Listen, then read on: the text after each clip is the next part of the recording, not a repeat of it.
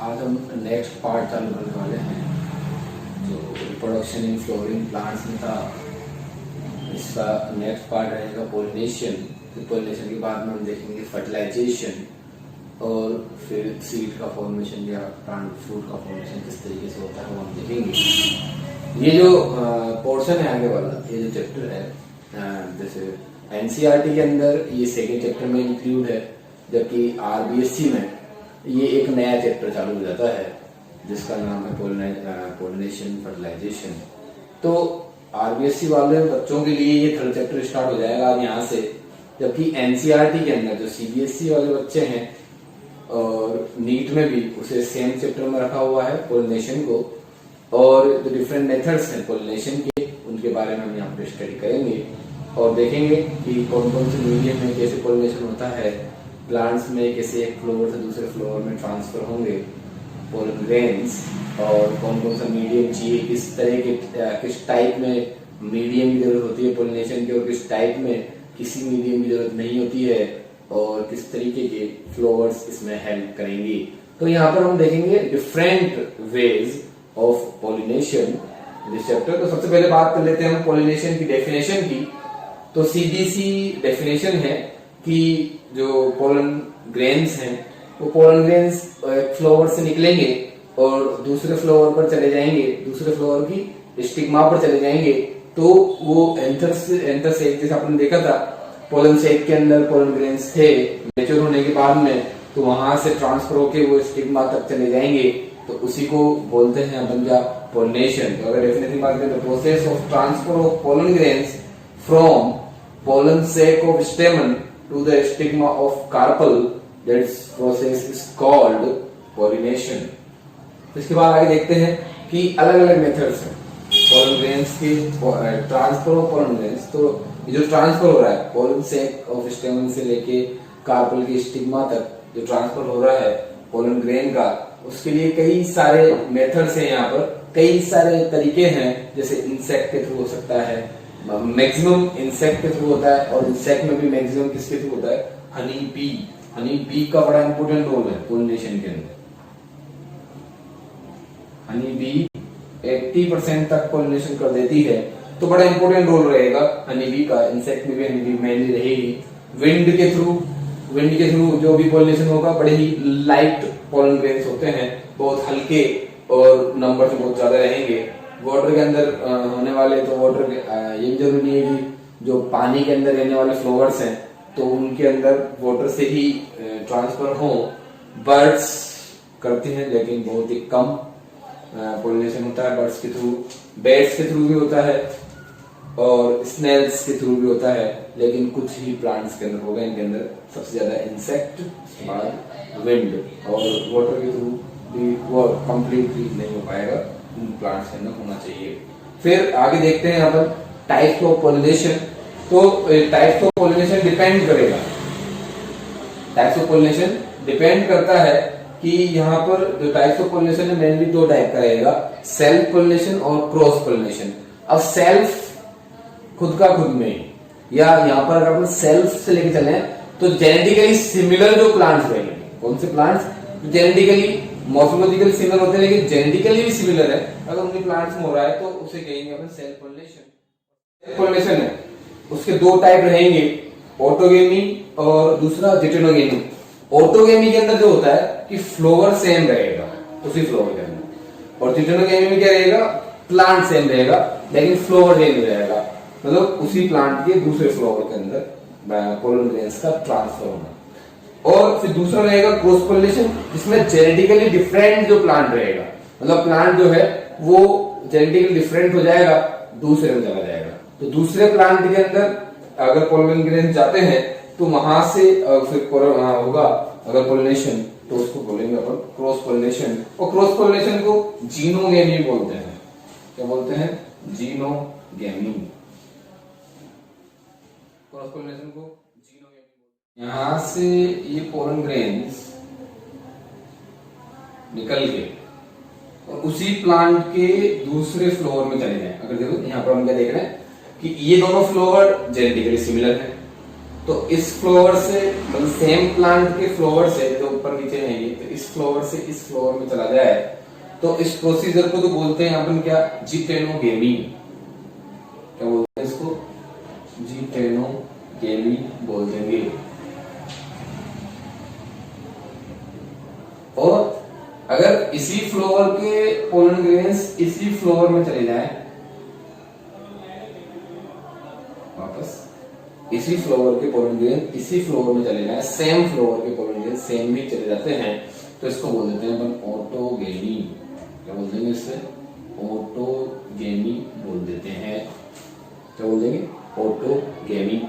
और अगर यहां से पोलन ग्रेन्स किसी भी मीडियम से, एयर के थ्रू, इंसेक्ट के थ्रू, वाटर के थ्रू, किसी भी मीडियम से अगर जेनेटिकल स्पीसीज तो सेम है लेकिन जेनेटिकली सिमिलर प्लांट के अंदर ट्रांसफर हो जाते हैं, तो उसे क्या बोल देंगे अपन, क्रॉस पोलिनेशन या जीनोगेमी बोल देंगे। क्या बोल देंगे, जीनोगेमी। इसमें स्पीसीज तो सेम है लेकिन ये जेनेटिकली डिफरेंट प्लांट रहेंगे। तो इस तरीके का देखते हैं, अगर plant same flower different, geitonogamy. Plant same plant, flower different.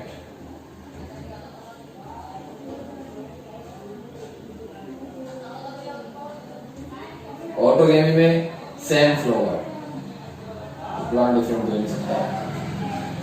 और जिग्नोगेमी में जेनेटिकली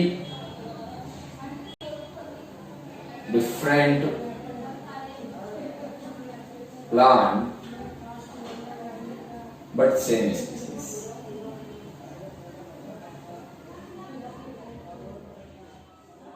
तो इस तरीके से इनकी डेफिनेशन देखते हैं नोट्स के हिसाब से। तो जो पोलन ग्रेन जो है फ्लावर के, when pollen grains of a flower are transferred to the stigma of the same flower, जैसे हमने पहले बात की थी, यहाँ पर सेम फ्लावर रहेंगे, सेम फ्लावर के स्टिग्मा पे जाएगा और to the stigma of the other flower, flower दूसरा होगा लेकिन सेम प्लांट होगा, तो इसी को क्या बोल देंगे हम, सेल्फ पोलिनेशन। दो टाइप के हैं मेनली, ऑटोगेमी और जिटेनोगेमी। ऑटोगेमी देखा अपन ने भी कि सेम फ्लावर रहेगा, किसके अंदर होता है ऐसा, पी के अंदर होता है। और जिटेनोगेमी और भी कई सारे प्लांट्स हैं लेकिन मेनली पी के अंदर इसकी स्टडी करेंगे अपन यहाँ पे। और जिटेनोगेमी मेज में होता है, कुकुम्बर में होता है। और लेकिन जिटेनोगेमी में क्या खास बात रहेगी कि हेरिडिटरी पॉइंट ऑफ व्यू से देखें तो जेनेटिकली सिमिलर है, इसलिए अपन इसको सेल्फ पॉलिनेशन में कंसीडर कर रहे हैं। लेकिन इकोलॉजिकल पॉइंट ऑफ व्यू से देखें तो दूसरी, एक फ्लोर से निकल के दूसरे में जा रहा है, तो इस वजह से इसको क्या बोलते हैं, क्रॉस पॉलिनेशन। तो अलग अलग पॉइंट ऑफ व्यूज है, उस हिसाब से इसको क्रॉस और सेल्फ पॉलिनेशन। एडेप्टेशन जो है वो कौन कौन से हैं यहाँ पर सेल्फ पॉलिनेशन के लिए, मतलब वो कौन से रीजंस हैं जिसकी वजह से सेल्फ पॉलिनेशन पॉसिबल हो पाता है। तो सबसे पहले जो एडेप्टेशन है, जो सबसे पहला कारण है इसकी वजह से सेल्फ पॉलिनेशन हो पाता है, बाइसेक्सुअलिटी। बाइसेक्सुअलिटी मतलब जहां पर मेल और फीमेल दोनों सेम फ्लावर के अंदर हो, male and female sex organs, अगर एक ही फ्लावर के अंदर दोनों सेक्स ऑर्गन्स प्रेजेंट है, जैसे मैंने पी के अंदर देखा है, या फिर जैसे और भी दूसरे फ्लावर से अपने चाइना रोज है, पी है, हाँ, और जैसे मस्टर्ड है, तो उन सभी में क्या होता है, सेल्फ पॉलिनेशन की चांसेस बढ़ सकते हैं जो उनके अंदर बाइसेक्सुअल होता है। तो यहाँ पर हम देखेंगे बाइसेक्सुअलिटी होने की वजह से male and female sex organ होते हैं एक ही प्लांट में, लेकिन सेल्फ पॉलिनेशन मिलता है वो मेनली पी के अंदर मिलता है। पॉलिनेशन जो है इंसेक्ट के थ्रू होगा, किसके अंदर, उनके अंदर, तो अपने जैसे पी जो, तो जरूरी नहीं है कि बाइसेक्सुअलिटी हो, उसके बावजूद भी यहाँ पर सेल्फ पॉलिनेशन हो। जैसे मस्टर्ड और चाइना रोज के अंदर बाइसेक्सुअलिटी होने के बावजूद सेल्फ पॉलिनेशन नहीं होता, वहां पर इंसेक्ट के थ्रू पॉलिनेशन होगा। इसके बाद देखते हैं होमोगेमी। होमोगेमी का मतलब होता है सेम टाइम पे मैच्योर होना।